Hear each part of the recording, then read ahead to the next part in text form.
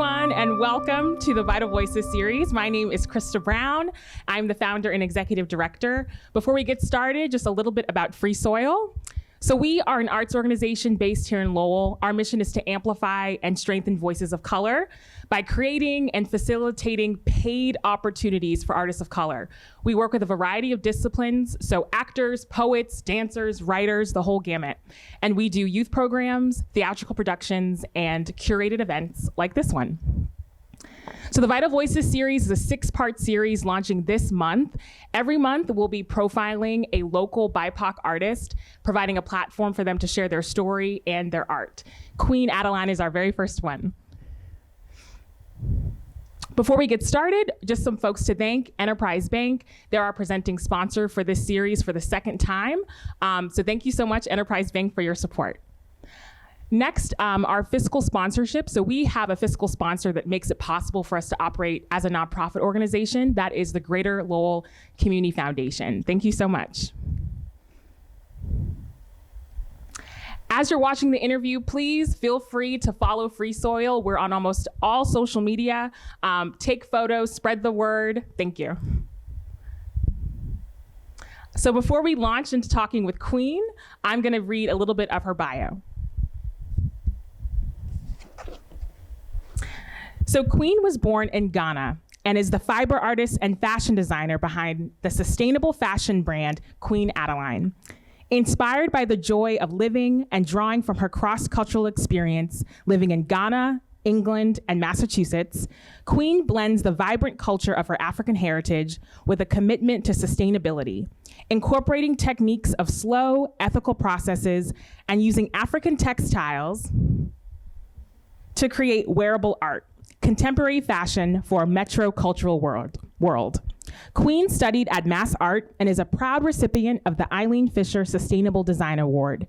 In her artist statement, she says, "My mission is to inspire confidence in people, to empower them to express their ultimate selves, whether at work or play, whilst respecting and caring for the environment. I hope you find one of my pieces that makes you happy to wear." Thank you for being here, Queen. Thank you, Christa. I'm so excited to be here. So happy for you to be here. So we're just gonna jump in with some questions from me and then open it up to the audience. Sure. So Queen, you were raised in Ghana, then you lived in England, then you came to Massachusetts. Sure. Can you talk a bit about your journey? Of course. I mean, it's interesting you are saying it that way. Most people, like when they meet you, would just assume that you are from one place or the other. And finally, I have come to tell people that I'm a woman of the world because I have equally lived a third of my life on each of the 3 continents. And so I belong to the world. So yes, definitely, I grew up in Ghana. I was born, I tell people I was born, bred, and buttered in Ghana. Accra, to be specific. I did my elementary schooling and I lived with my family. I went through tertiary. I did my first degree and then I moved to England to pursue my education. And so I went to grad school in England, lived a while, I had some family there as well. And then I had to make a major decision in my life, decided to follow my heart and marry the man of my dreams. So he lived in America and somebody had to move, so I moved. And so in a nutshell, that's how my journey across the oceans have been. I now live in Massachusetts. Massachusetts has been my home from day one here in the US, so go Mass. And I am a mother of 3 children and I have a husband and a businesswoman and I'm just juggling all these roles. So in a nutshell, that's my life. So when did you realize that you wanted to design and create clothing? Oh, now that's a tough question. People always ask that. And I always say I have always been that child who would go against the grain. So I wasn't that child who was the artistic child that everybody knew was going to be an artist when they grew up. No. So when people ask that question, it's always very difficult to answer because I didn't grow up sketching clothing or playing with pieces of textiles. But the interesting aspect of how or when I knew I wanted to be a designer was the fact that growing up, my grandmother used to sew. And she was like the ultimate fashionista.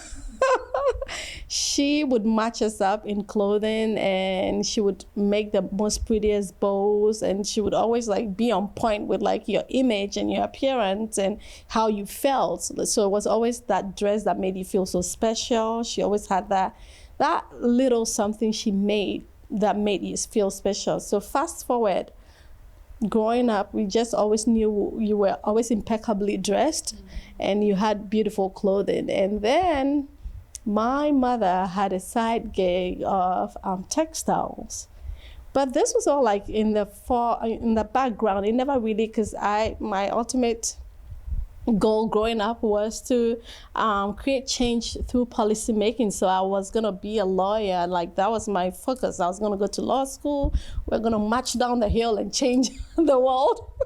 So that was like my focus, and I did that to a certain degree. I did my first degree in political science, and I was gonna go to law school, and then I decided I wanted to do business, and so I did my grad studies in business school. But now to your question, when did I know I wanted to design? When I moved to Boston, and I had to wait to transition as an immigrant, and you had to wait for all the 1,001 things that needed to line up for you to be able to legally work. And my mind just wanting to apply myself to this new community I had found myself in. I started volunteering and working with nonprofits, trying to help organizations build the organizations and be efficient. And one thing that really struck me was the fact that most of the women that I met in Boston were always clad in black, gray, and beige. And I'm like, what's going on in this place? Like, does anybody ever like realize there's something called color that makes you happy, that makes you freely express yourself? So I mean, that's what I always tell people. Like, that was like when I knew all those little influences I've had in life through fashion and through styling and through expressing yourself, I needed to bring that gift to Boston. So that was, and it was still like, you go through all this and now you want to design clothing. And the other thing that really made me know it was time to do that was that having had that background, I was the one to go to dress my friends and to dress my family and to make things or to stitch a button or to like whip something real quick for an event that you had like 1,001 clothing in your closet but didn't know what to put on. So I was always that girl who would put my friends together. And so it came naturally to me, finding myself in a new city and deciding that I think Boston needs some color. But also, I'll touch on this real quick. The other influence that made me feel confident to do that was that influence from back home. Like back home in Ghana, my favorite scene was the market scene, because you go to the market and you see all these women like peddling their wares, but you wouldn't catch them dead not looking like their best. Even if it wasn't materially like the best, they would always present themselves in a way that made them feel adorned. And that has always stayed with me. So they would have their brightly clad clothing, their headgear, or something that made you realize like they were present, you know? And I always have carried that vision with me. Like they're working really hard, juggling all the different roles, but they presented themselves in a way that made you realize that they were here. And so that culmination of all that, I decided I was gonna make wearable art for the woman on the go here in Boston. Let's start with Boston and probably we can change the rest of the world. I love that. I love that. So I came across your work through your studio at Western Ave Studios in Lowell, but I'm curious about when did you start the business and what does the name of your business come from? Right. Wow, very good questions. So I actually, like I said, starting the business wasn't a very straightforward route for me. You know, like there's some people who wake up and decide I'm starting a business. Like I told you, my initial goal was, let's just bring some color into Boston. Like this is too drab. I can go into another board meeting with everybody in black blazers and beige sweaters. Like I can't do it anymore. And so it just started as, I was just gonna get all the like colorful African wax print fabric here and then just give them out. So I had started, now you're gonna bring some. I actually, along my journey, I started getting more conscious about our environment and our way of life. And I'm an advocate for sustainability. I believe that we should leave the earth better than we made it for our children. And so just beginning to find that our very existence is threatening the earth, and possibly what we are leaving for our children was like very troubling to me. And so I had started a business that was gonna just create a marketplace for businesses that were sustainably minded, to just put them on the map and to highlight the work they were doing, and then they could sell their products. And obviously, because I loved fashion and I had realized that fashion was like the number 2 pollutant of the environment, my focus was on finding sustainable fashion brands to just put on that platform. So it was an online platform, a marketplace that I started. But I quickly realized that there were very few. A lot of the businesses that were making fashion were not too focused on how to make the pieces last longer or to reduce our impact on the environment. And as time went on, I grew frustrated. So I decided, okay, I'm going to start this myself. I'm just going to make pieces that are very well made. They are going to be just made of natural fibers so that it's biodegradable. It's going to be a timeless piece so people can keep it longer in their closets. And it's going to obviously bring some color so that they'll be happy. And so that's how it started. And so I realized that the marketplace I had started now just had my brand on there. It was an in-house brand, and I was still looking to like bring other people on board. But slowly I also realized that most of the other fashion houses that were talking about sustainability were like really big brands that didn't have time for my small marketplace. And so it was quite a journey, just trying to find small indie brands that felt that it was worth it to like pursue sustainability in their small business. So Queen Adeline started on that other platform, and after a while, I ran it for about 3 years. And then I said to my husband, I think this brand needs to be on its own. Like it's taken over this marketplace, and now people are confused whether Queen Adeline is the clothing or the marketplace is the clothing line. So I just need to, so that's how I had to like separate Queen Adeline from Jordanna. I mean, Jordanna is still doing well. We're still trying to get people that are like-minded about sustainability to put their wares on this. So if anybody's interested, they should let me know. So that is how my product grew to a place that it needed to be on its own and to have its own entity. And so that's how I came to that. Yeah. Did I answer all your questions? Oh, yes. Oh, the name. Yes. So Queen Adeline, it's very interesting. I always tell people I love the look on people's faces when they hear the name, because it's like, what sort of name is this? Who is this? Like, is this a black girl from Accra with the name Queen Adeline? Like, what's going on here? But there is a reason to the name, and a lot of people would ask me, like, really, Queen is your name? Yes, I can say it today. Queen is like my official birth name. There's a long story to how I ended up being named Queen, because my father felt the Queen was here and I needed to be named Queen. So he gave me the name Queen. I came through a time when there was turbulence in Ghana, and that child decided to be born at a time when their lives were in danger. So he was like, hey, you need to make way for the Queen. She can't wait and she needs to be born. And so that's how, no, literally, that's how my name came. And so my mother always jokes that the rest of the neighborhood knew my name before she did, because he told them, my queen is here, my queen is here. My father told them, my queen is here. So Queen is definitely my official birth name on my birth certificate. And Adeline was actually his sister's name. So I was gonna be called Adeline Darling. That was the name they were gonna name me. And then my father decides, no, she's a queen. So, so to appease her, he still named me. Adeline was my middle name. But I decided, and that's the power of names, and I just want to touch on that. Even like for my African print, the reason why I use them is that a lot of the symbols or a lot of the motifs you see on there are like Adinkra symbols, and Adinkra literally in Ghanaian Tree dialect, it means name calling or appellations, and it has a tradition of what you call it becomes, or like, it's like when you see a logo, you know exactly what that is.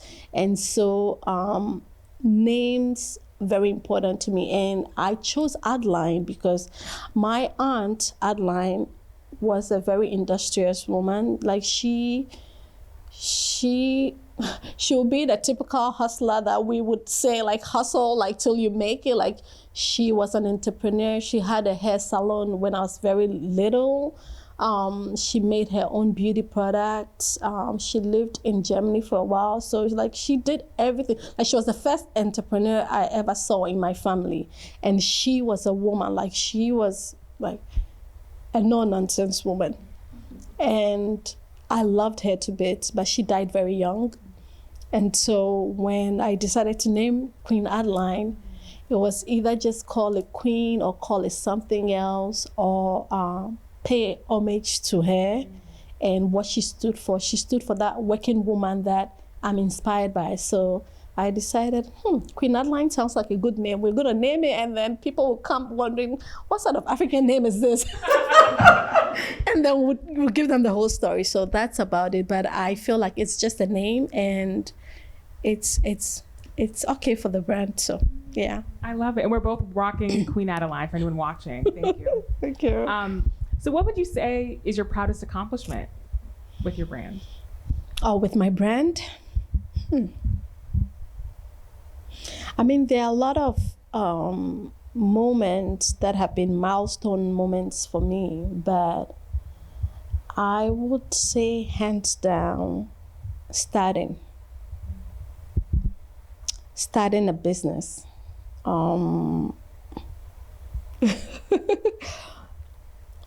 We're talking about Massachusetts. We're talking about Boston. We're talking about me coming all the way from Africa and deciding to start a clothing brand and going to school to design clothing. So I actually went to Massart to do fashion design when I decided, all right, we're not playing with this anymore. We need to get serious to get like our techniques and all the technicalities and the skill set for designing clothing. So I did school. And one of the most pivotal time in the business was when I'd spoken to a very well-meaning mentor, professor, who loved me to bits, and she loved my work, and she was a great mentor. When I told her, giving her my business plan, and she was like, Queen, I think you're a great designer, and I've seen all your work.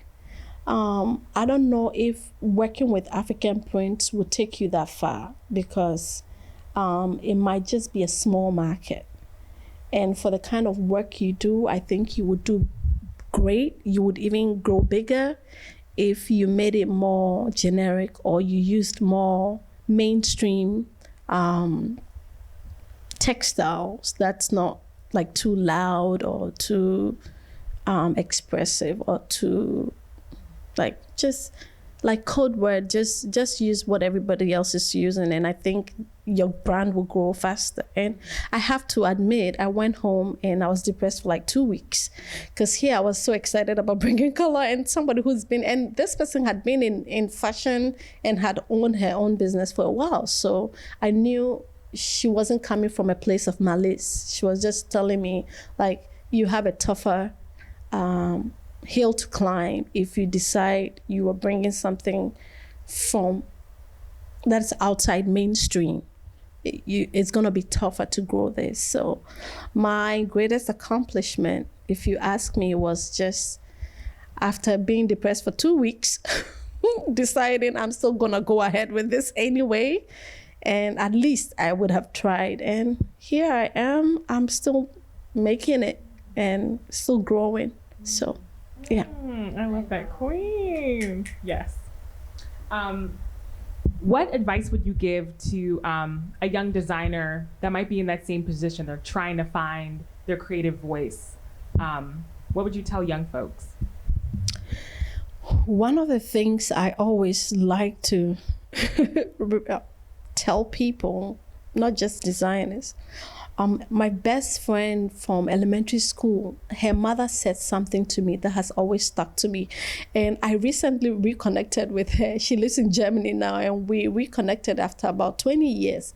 And I said to her, I've been looking all over for you because your mother said something to me once that has stuck with me forever. She's like, oh, really? What did she say? My mother can convince anybody to do.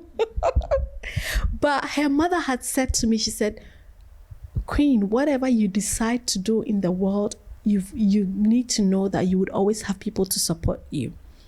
Even if one day you decide to walk with your head, like invest yourself and put your head on the floor and keep your legs up and decide that's a new way of walking, you will find at least one person in the world who will decide that is a good idea, I'm going with her. So don't ever think anything is impossible. And we laughed about that, but it's something that has stuck with me forever. It's like, whatever you put your mind to, you'll find at least one person. And even if you don't find that one person, you are that one person, and that's enough, period.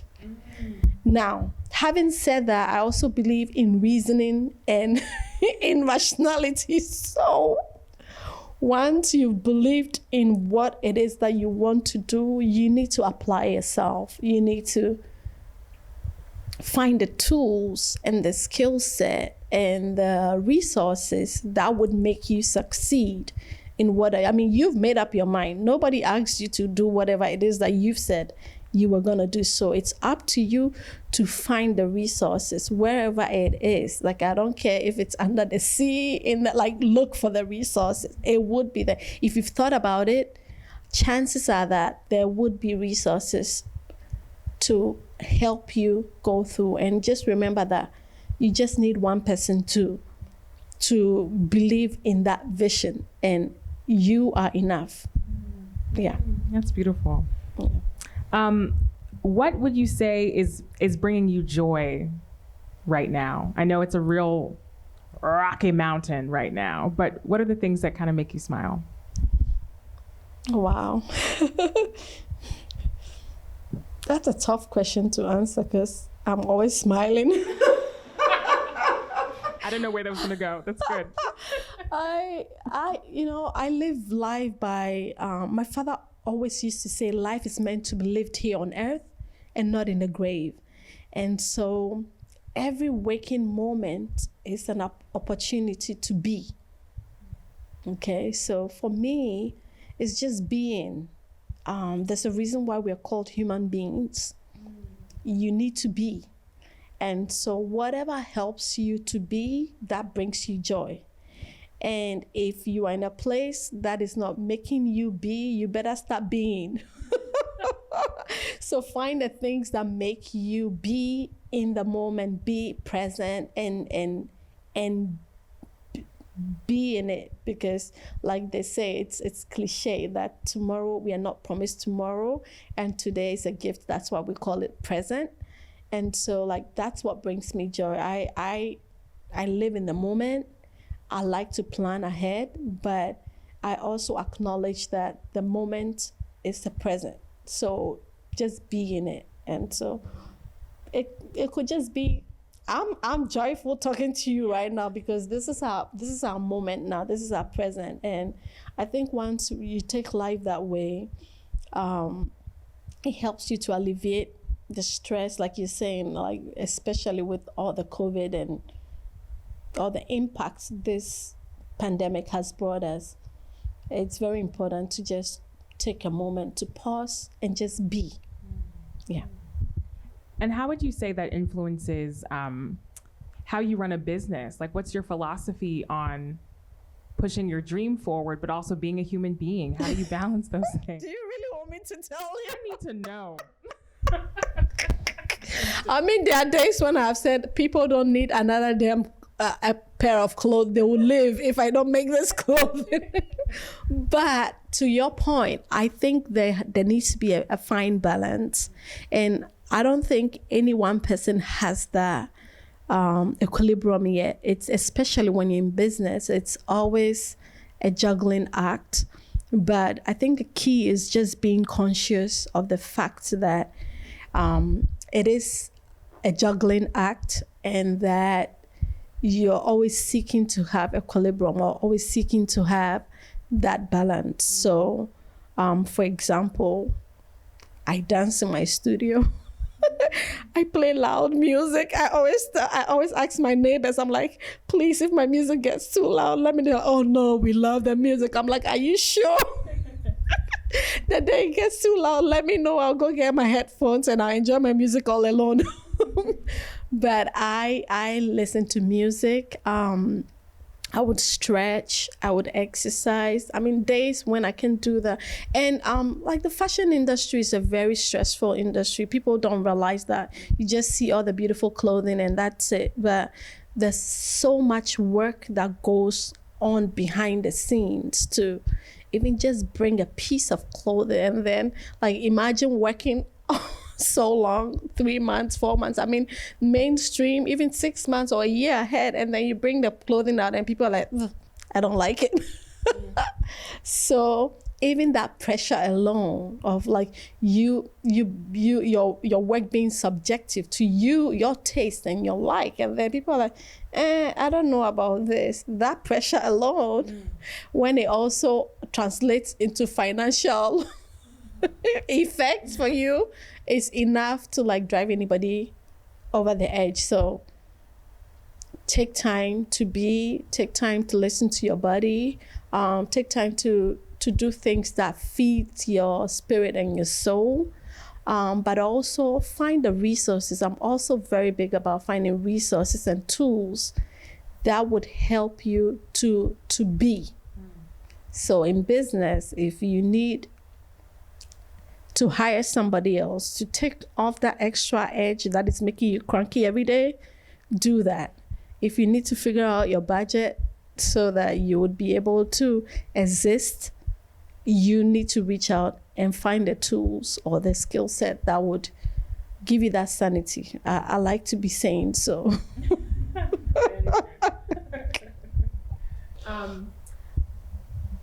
So I guess before opening up to the audience, this whole series is about amplifying artists of color. And I'm just curious about what significance does that hold to you, being an artist who's from Ghana, who's in a place like Massachusetts? What does it mean to kind of represent your culture the way that you do? Thank you for asking that. I always tell people, like I was just saying to you, that like I consider myself now a woman of the world.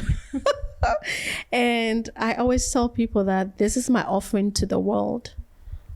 I believe that we live in a global village now. It's not even my belief. We do live in a global village now. And so we have shared experiences. And I always tell people that one of the things that I have come to realize, or over my years, like I said to you, I have equally lived a third of my life on each continent. I realized that we are the same. We are more the same than different, especially when it comes to women. I tell people that the dignity of work is so important. It doesn't matter your status on the like socioeconomic ladder, whether a woman has so much wealth she doesn't even know what to do with herself, or she barely has anything and she's scraping by to live. That person wants to feel dignified by what offering they have to give to the world. So either through philanthropy or through them working to put food on the table for their children. Like, they want to feel valued. They want to feel like they contribute to their very existence. And that is something that I have identified. It's a shared trait for all of us. It doesn't matter where we live or how much money we have in our pockets, or what our societal standing is, or what our economic standing is. So going from there,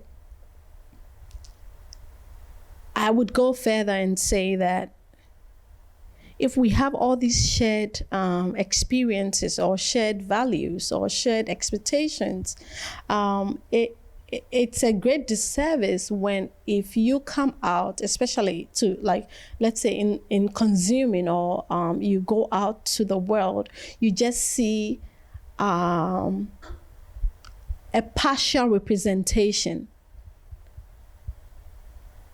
in our consumables, or you probably, let's say, like even in the arts, and you just see one side of the story being represented all the time, or one side of experience being sold to you as this is what it is for the whole world. Like, that is a great disservice to the world, and that is a great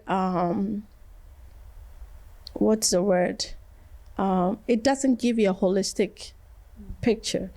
And so for me, my contribution is bringing a part of myself to share with the world. And like I said to you, like going to the market and seeing these women, like some of them hawking in the sun, like very scorching hot sun. And probably they might not be big businesses. They might just be selling something small, like a tabletop tomato or some fresh vegetables or whatever it is. And they still like stop to take the time to just wear something that expresses their being. I think that's so powerful. That's something so inspirational to bring to, for example, this woman who would be in the boardroom, who has everything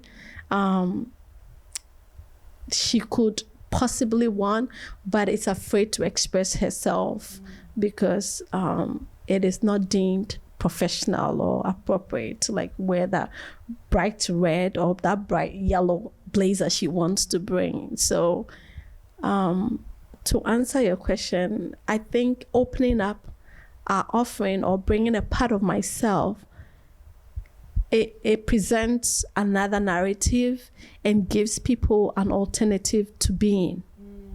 Yeah, I love that. Thank you. Thank you for your time, Queen. Thank you. Thank you. Oh, yes.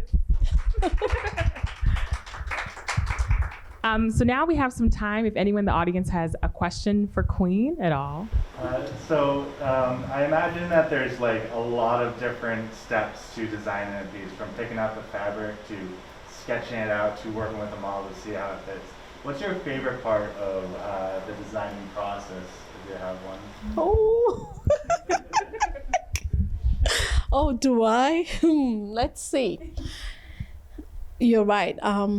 Design, it doesn't even start from picking out the fabric. It's like sitting, lying in my bed like 3 a.m. and my mind wandering somewhere, and like there's an inspiration somewhere. But I always tell people that I'm inspired by fabric. So my brand is a fabric inspired brand. It's a textile inspired brand. And I always tell people, like, the fabric speaks to me. It sounds very strange and surreal, but I think we all have our inspiration. And so for me, my design process is kind of, it's the other way around. And most designers would either drape or draft patterns or pieces, and I tend to drape more often because I'm inspired by the fabric. So I see the fabric, I'm like, what do you want to be today? Like, do you want to be a jacket? Do you like, what is the story the fabric is telling me? You know, like, is it looking to go dancing on the beach, or to go flying in the wind, or does it want to be a very tailored jacket? And so that's where I start. So I see the fabric, and the fabric tells me, all right, we are making a dress, and then I forget all the 1,001 other ideas I had about the season. And then we are making a jacket, end of story. And so, I mean, there are pros and cons to that. Is sometimes you need to be disciplined, because a fabric inspires you and you had planned your life around something else, and then you see a piece and then it's telling you something else. But then that's where like being comes in. And most of the time, for times that I have listened to the fabric and I have just been present to partake in that fabric's message and the voice, that piece always comes out spectacular and it sells out. So like, that's my creative journey. Like, I listen to the fabric. Yeah. Another question? Yeah, so I love everything you said, but particularly you talked about colors and how people can naturally be afraid to wear color, and particularly in the setting of, you know, you think of a working woman, maybe she's in the corporate world, and knowing that your fabric and you are, you know, have African heritage. Mm-hmm. Like, I'm assuming that your audience, your main consumer isn't just an African woman, right? But I can imagine that other women of different ethnicities might feel fearful to approach, you know, wearing your clothing. And I'm wondering, kind of, what would you say to them, and how would you help them to feel like, no, this is for you as well? That's a very important question, and it's a very important answer I always give people. So twofold, your question. One is, how do I help people to overcome their fear of just wearing something else apart from mainstream what they have? And then more importantly, that subtle question of appropriation and appreciation. And I always have that come up. I'll answer how do I get people to ease into color? I always try to create an inviting environment for them to try things out. Simply put, my mission, like Christa read, is to inspire confidence in people. And I know color makes people happy. Even people are like, I just wear black. Black is a color. Color inspires people, and that's how our psyche is as humans. That's why we see. That is why, like they say, the eye is the window to the soul. Like, whatever, our eyes picks up all the pigments and it inspires us. And so anybody who tells me they don't wear color, I'm like, okay, we need to start getting you to live. We just need to find a color that makes you happy, that excites you, and you would find that it would put you in a good mood all the time. Like, I have yellow shoes, and when I wear the yellow shoes, you can't tell me nothing.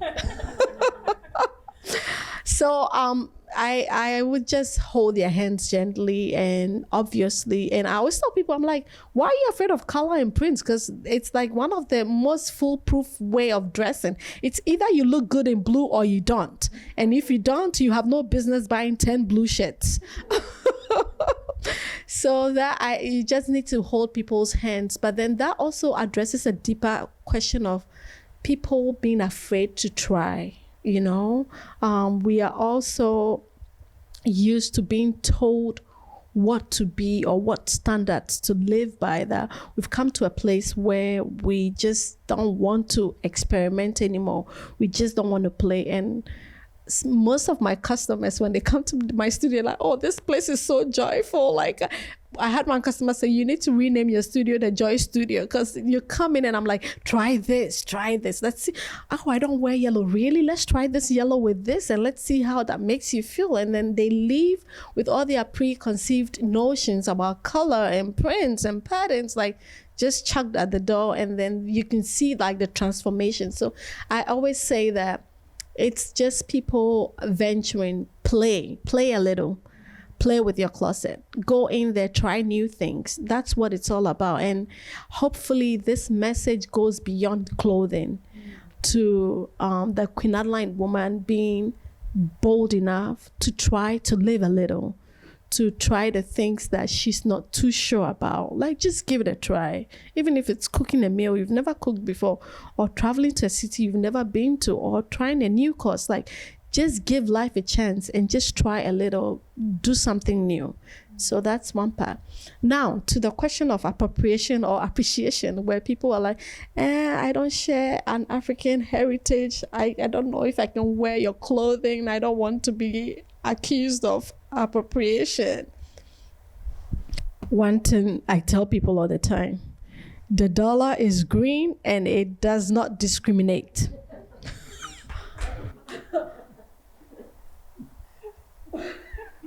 Like I start with that first.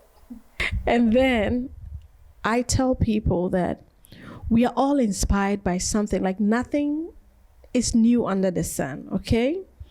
So at worst, it is just a colorful piece of clothing with prints. That's at worst. At best, this is a piece of clothing made by a Ghanaian-born designer who is bringing a part of her wealth to share with the rest of the world. And in me wearing her dress that she's designed, I am acknowledging in sharing that culture and that place she is bringing me to with her. Secondly, I am supporting an artist, or I'm supporting a brand that would not be sustainable by just the people who come from where she is designing from. I mean, when we eat Chinese food, we don't think about, oh, am I appropriating Chinese food? Or when we wear Italian cotton, we don't say, ooh, is this Italian cotton going to offend where it's coming from? What I'm trying to say with appropriation and appreciation is, it pays to know the story behind the brand, to know the face behind the brand, to know why, as a Caucasian or as somebody of another ethnicity, why you decide to buy a piece of clothing being made by an African woman with an African heritage. Why are you wearing my dress? I want to support the artist. I share in that value of bringing art and color to life. And I want to support that industry, because if we left my clothing to just only the Black people in Boston, how many are we here? My business will fold. And I always tell people, the dollar is green and the dollar does not discriminate. Wherever it goes, it's equally powerful. So let's share the wealth and support other artists that are not typically from your same ethnicity or from your same side of the world. So that is always my answer. You can wear something you know nothing about and just glorifying it just because you can afford it. You need to know my story. You need to know, why am I sharing my African prints with you? Why am I inspired by it? And what are the shared values that you can glean from my story? And that, if you are in that place, please join me and share my work. Yeah. Great answer, Queen. Well, everyone, for anyone out there watching or here today who wants to support Queen Adeline, please, you can go to queenadelinecollection.com, Queen Adeline Collection on Instagram. Where else can folks find you, Queen? On Facebook. Same Queen Adeline Collection. Yeah. And I think on Google, I think Queen Adeline is doing very well. So just go Queen Adeline and you see me plastered. So. Thank you so much. And then you can also come to the Western Avenue Studios where my studio is and just come to my studio and come play. Thank you. Thank you so much, Christa. Thank you. So before we close, we just want to thank Enterprise Bank again for their support. I also want to just invite all of you to join our next Vital Voices series next month. We'll be speaking with Kid Renaissance on October 16th, the musician. So yes, thank you all for joining us. Thank you, Queen, for your time. Thank you. Have a great day. Thank you.